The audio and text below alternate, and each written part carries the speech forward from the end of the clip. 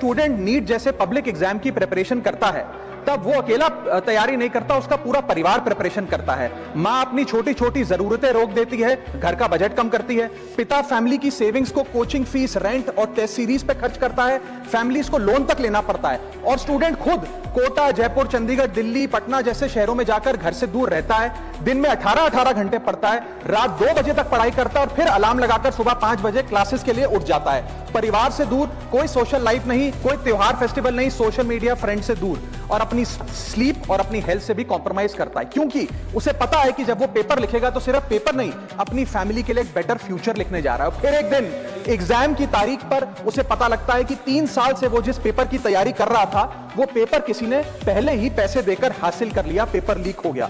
और इस समय सिर्फ पेपर लीक नहीं होता, उस स्टूडेंट का मेहनत, उसकी ड्रीम्स, उसकी सेल्फ बिलीफ, उसका ट्रस्ट, उसकी एस्पिरेशंस, ये सब लीक होती हैं और उसकी मेंटल और फिजिकल हेल्थ पे असर पड़ता है। I understand that pain sir, because मैं खुद भारत के अभी कुछ साल पहले ही भारत के एक पब्लिक एग्जामिनेशन सिस्टम का स्टूडेंट रहा, चार्टर्ड अकाउंटेंसी का। And sir, because I have spent enough time in this house critiquing the government, I have earned the right to say my next sentence with full conviction and sincerity कि जब बात students की आई, when it came to our students and the youth of India, the government heard, the government actioned and the government delivered. Students का feedback लिया, students की demands को honour किया और ये डेमोन्स्ट्रेट किया कि सरकार स्टूडेंट्स के साथ खड़ी है। जिस उम्मीद के साथ स्टूडेंट्स ने अपनी मांग प्राइम मिनिस्टर साहब के सामने रखी, उस चिंता को, उस दर्द को समझते हुए तमाम एक्शन लिए गए। तमाम पेपर लीक जैसी सीरियस बीमारी का परमानेंट इलाज करना होगा। जैसे कैंसर का इलाज क्रोसिन खिलाकर नहीं किया जा सकता, ठीक वैसे ही पेपर लीक जैसी प्रॉब्लम का इलाज मीडिया साउंड बाइट से नहीं, 22 लाख बच्चे, रोज 18 घंटे की मेहनत, एक 3 घंटे का एग्जाम, लेकिन एक कैमरा फोन, व्हाट्सएप पर एक मैसेज, टेलीग्राम पर एक पीडीएफ, रात 2 बजे पेपर लीक, सब खत्म, स्टूडेंट की सारी मेहनत बर्बाद। Therefore, sir, I rise today to speak wholeheartedly in support of the students of India and to welcome the Public Examination Amendment Bill 2026. Sir, paper leak जैसी सीरियस बीमारी का परमानेंट इलाज करना होगा। जैसे कैंसर का इलाज क्रोसिन खिलाकर नहीं किया जा सकता, ठीक वैसे ही पेपर लीक जैसी प्रॉब्लम का इलाज मीडिया साउंड बाइट से नहीं बल्कि इंस्टीट्यूशनल सॉल्यूशन से होगा, जो आज हमारी सरकार इस बिल के माध्यम से करने जा रही है, by introducing India's first ever anti paper leak framework. सबसे पहले मैं नीट के स्टूडेंट्स को कुछ कहना चाहूंगा। आपका गुस्सा जस्टिफाइड है, आपकी पेन रियल है, और आपको एग्जामिनेशन सिस्टम से जो कंप्लेंट है वो कंप्लेंट भी जेन्युइन है। Your voice matters. और जब आपने अपनी चिंता व्यक्त करी, अपना दर्द बताया, when you demanded, the honourable prime minister heard that demand, not just as a prime minister but also as a guardian, परिवार के मुखिया की तरह उस बात को सुना। Students demanded, government acted, historic decisions taken, systems changed. Sir, जब एक स्टूडेंट नीट जैसे पब्लिक एग्जाम की प्रिपरेशन करता है तब वो अकेला तैयारी नहीं करता, उसका पूरा परिवार प्रिपरेशन करता है। माँ अपनी छोटी छोटी जरूरतें रोक देती है, घर का बजट कम करती है, पिता फैमिली की सेविंग्स को कोचिंग फीस, रेंट और टेस्ट सीरीज पे खर्च करता है, फैमिलीज को लोन तक लेना पड़ता है, और स्टूडेंट खुद कोटा, जयपुर, चंडीगढ़, दिल्ली, पटना जैसे शहरों में जाकर घर से दूर रहता है, दिन में 18-18 घंटे पढ़ता है, रात 2 बजे तक पढ़ाई करता है और फिर अलार्म लगाकर सुबह 5 बजे क्लासेस के लिए उठ जाता है। परिवार से दूर, कोई सोशल लाइफ नहीं, कोई त्योहार फेस्टिवल नहीं, सोशल मीडिया, फ्रेंड से दूर, और अपनी स्लीप और अपनी हेल्थ से भी कॉम्प्रोमाइज करता है, क्योंकि उसे पता है कि जब वो पेपर लिखेगा तो सिर्फ पेपर नहीं, अपनी फैमिली के लिए एक बेटर फ्यूचर लिखने जा रहा है। फिर एक दिन एग्जाम की तारीख पर उसे पता लगता है कि 3 साल से वो जिस पेपर की तैयारी कर रहा था वो पेपर किसी ने पहले ही पैसे देकर हासिल कर लिया, पेपर लीक हो गया। और इस समय सर सिर्फ पेपर लीक नहीं होता, उस स्टूडेंट का मेहनत, उसकी ड्रीम्स, उसकी सेल्फ बिलीफ, उसका ट्रस्ट, उसकी एस्पिरेशंस, ये सब लीक होती हैं और उसकी मेंटल और फिजिकल हेल्थ पे असर पड़ता है। I understand that pain sir, because मैं खुद भारत के अभी कुछ साल पहले ही भारत के एक पब्लिक एग्जामिनेशन सिस्टम का स्टूडेंट रहा, चार्टर्ड अकाउंटेंसी का।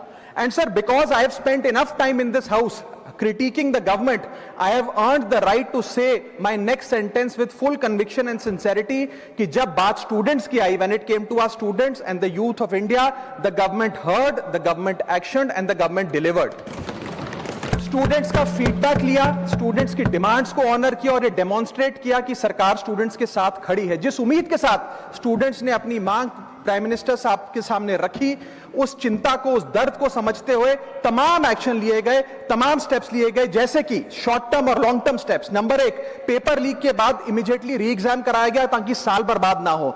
जांच सीबीआई को सौंपी, एसआईटी का गठन हुआ, स्पेशल इन्वेस्टिगेशन टीम, जिसने 13 लोग मेन किंगपिन समेत गिरफ्तार किए। मात्र 75 दिन में, आज से 2 दिन पहले जब 75 दिन पूरे हुए जांच के, चार्जशीट भी फास्ट ट्रैक कोर्ट में दर्ज करा दी गई, जांच को महीनों सालों लटकाया नहीं। 47 नेशनल टेस्टिंग एजेंसी के ऑफिसर्स को शंट आउट किया गया। एजुकेशन सेक्रेटरी का तबादला हुआ, यहां तक कि मॉरल ग्राउंड्स पे हमारे ऑनरेबल होम एजुकेशन मिनिस्टर ने इस्तीफा तक दिया और स्टूडेंट प्रोटेस्टर्स के खिलाफ जो केसेस थे उन्हें विड्रॉ किया गया। बीरीड फैमिलीज जिसके अपने किसी घर के बच्चे को, किसी स्टूडेंट को खो दिया, उसको कॉम्पनसेशन दी जा रही है।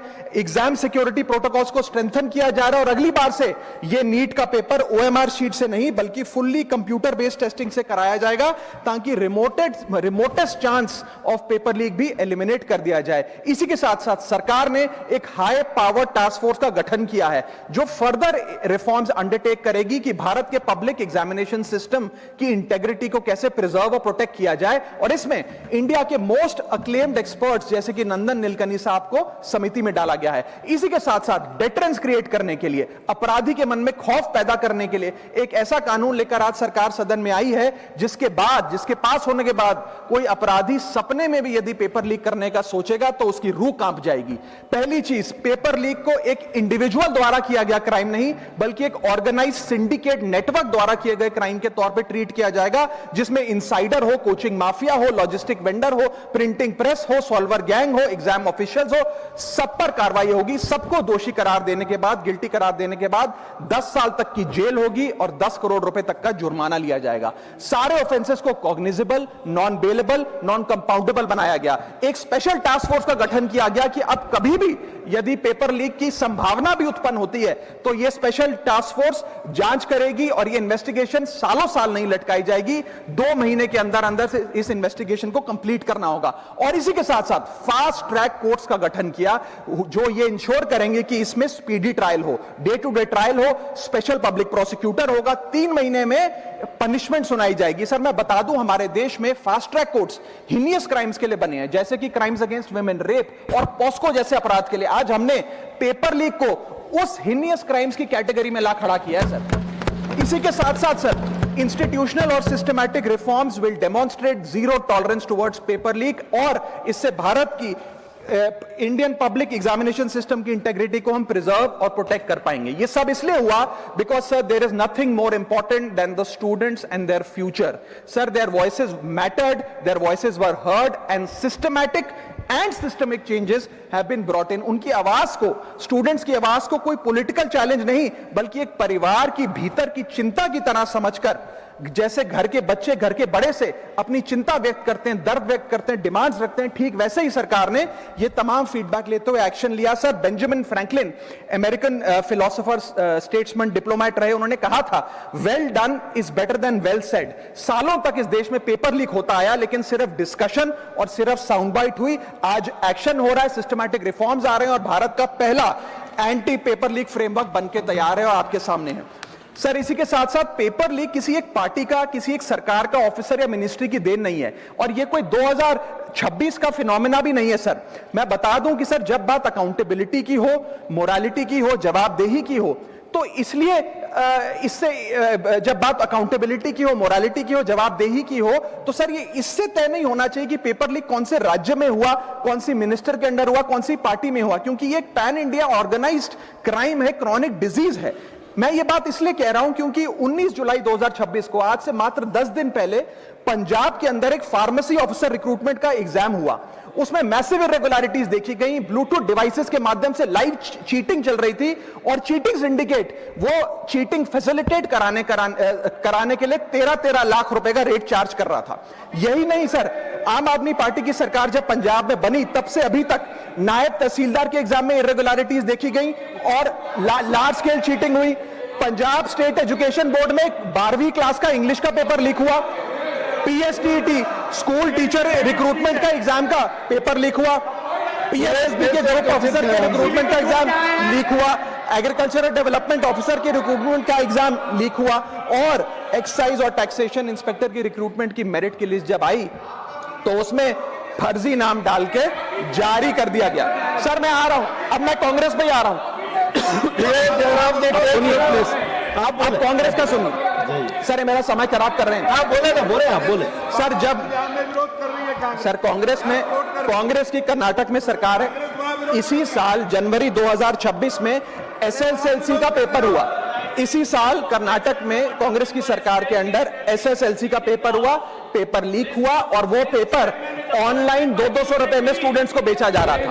हिमाचल प्रदेश में HP state selection commission recruitment exam का पेपर कांग्रेस के कार्यकाल में लीक हुआ। अब आप सुनिए सबसे चौंका देने वाली घटना, सर सबसे शॉकिंग और सैड बात यह है कि 2016 में कर्नाटक में जब कांग्रेस की सरकार थी तब वहां पे 12वीं कक्षा का प्री यूनिवर्सिटी कॉलेज का 12th का केमिस्ट्री का पेपर लीक हुआ। ये क्लासरूम का पेपर नहीं था सर, ये स्टेट बोर्ड एग्जाम था।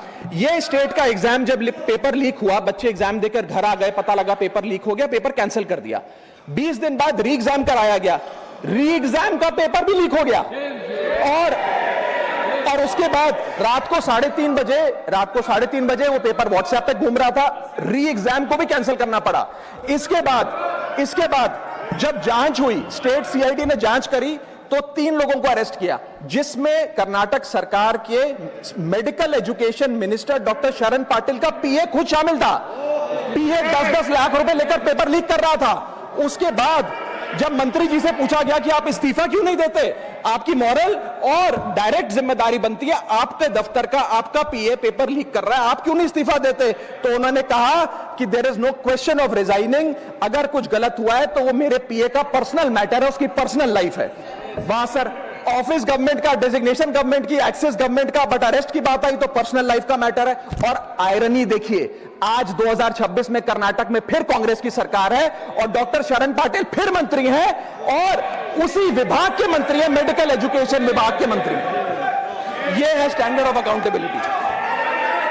सर सुन लो, उसी के साथ साथ 2004 से 2014 के बीच में जब यूपीए की सरकार थी तो कांग्रेस के कार्यकाल में दर्जनों एग्जाम्पल हैं, डॉक्यूमेंटेड एग्जाम्पल हैं पेपर लीक के सर, जिसमें मुख्य तौर पर AIIMS post graduate medical entrance exam 2006 में लीक हुआ, रेलवे रिक्रूटमेंट बोर्ड का एग्जाम 2009 का लीक हुआ, all India engineering entrance exam 2011 UPA के कार्यकाल में लीक हुआ और SSC combined graduate level exam 2013 leak हुआ। सर इस पीरियड में उस समय की यूपीए सरकार ने क्या किया? कोई अकाउंटेबिलिटी एस्टैब्लिश करी, कोई एग्जाम सिक्योरिटी आर्किटेक्चर को ओवरऑल करने के लिए कोई कानून लाए, कोई dedicated anti paper leak law लाए? कुछ नहीं लाए। सर मैं एक बात कहना चाहता हूं, सर पॉलिटिकल मेमोरी सिलेक्टिव हो सकती है, पब्लिक रिकॉर्ड सिलेक्टिव नहीं हो सकता। अगर national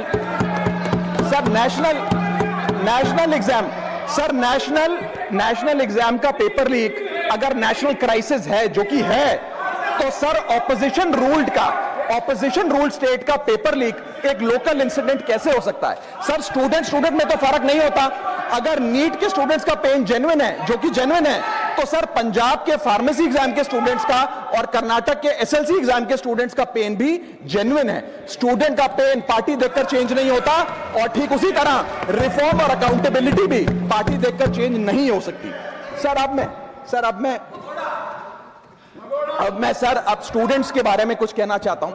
sir their voice matters, उनकी मांगे जायज हैं। सर स्टूडेंट्स द्वारा प्रोटेस्ट करना, सवाल पूछना, डिमांड रेस करना, कोर्ट जाना, पीसफुल मार्च निकालना, ये सब उनका संवैधानिक अधिकार है और ये करना भी चाहिए।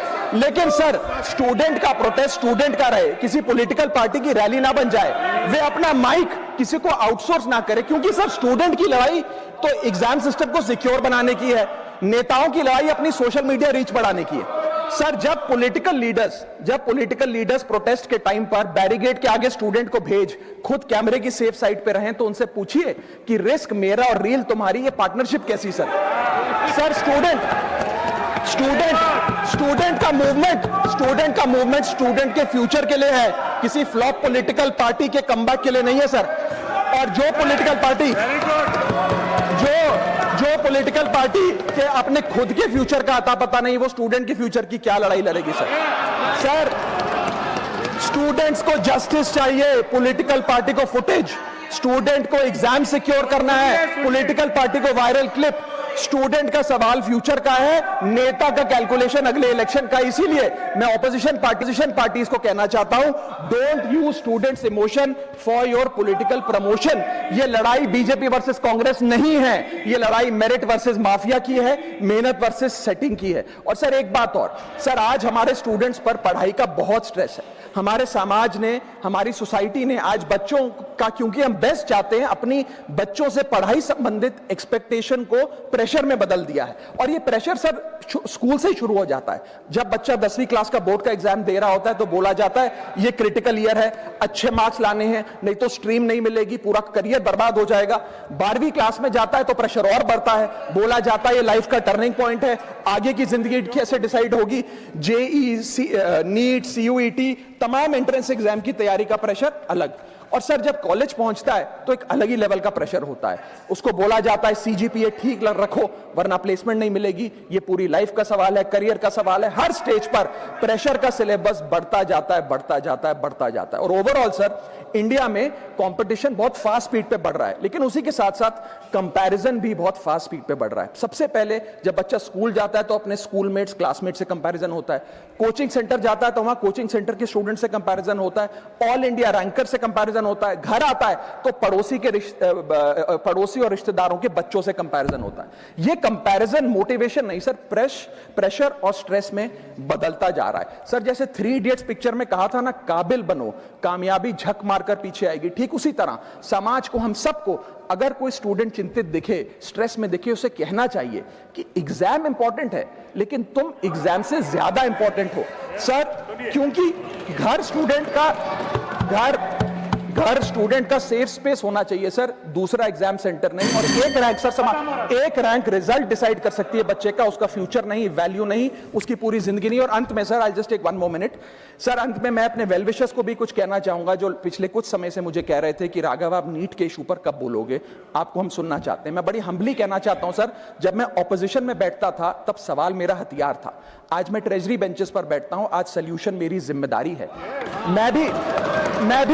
मैं भी रोज कैमरे के सामने आकर साउंड बाइट दे सकता था, लेकिन मुझे हेडलाइन नहीं सर, मुझे आउटकम चाहिए। और जब मैं ऑपोजिशन में था तब मेरा काम इशू रेस करना और सवाल उठाना था, और पूरा सदन, और आप जानते हैं मैंने वो काम पूरी ईमानदारी से किया। लेकिन आज मेरा रोल कैमरा के सामने अटेंडेंस लगाने का नहीं है, मेरा role is, my focus is to fix the system. इसीलिए मैंने अपने आप से एक वादा किया, I made a promise to myself कि मैं इस मुद्दे पर पार्लियामेंट में बोलूंगा, और उस दिन बोलूंगा जिस दिन हम प्रॉब्लम सॉल्व कर रहे होंगे, सोल्यूशन लेकर आएंगे, when the system is getting fixed. And today is that historic day when the system is getting fixed. और सर बिकॉज आज जो रिफॉर्म्स हम लेकर आए हैं, जो सरकार सदन में लेकर आई है, वो इतने जरूरी हैं क्योंकि इन रिफॉर्म से सिस्टम और मजबूत होगा, पेपर और सिक्योर होगा, एग्जाम फेयर होगा, मेरिट का सम्मान होगा, माफिया जेल में होगा, सरकार पहरेदार होगी, कार्रवाई दमदार होगी, स्टूडेंट्स की जीत होगी, माफिया की हार होगी। जय हिंद।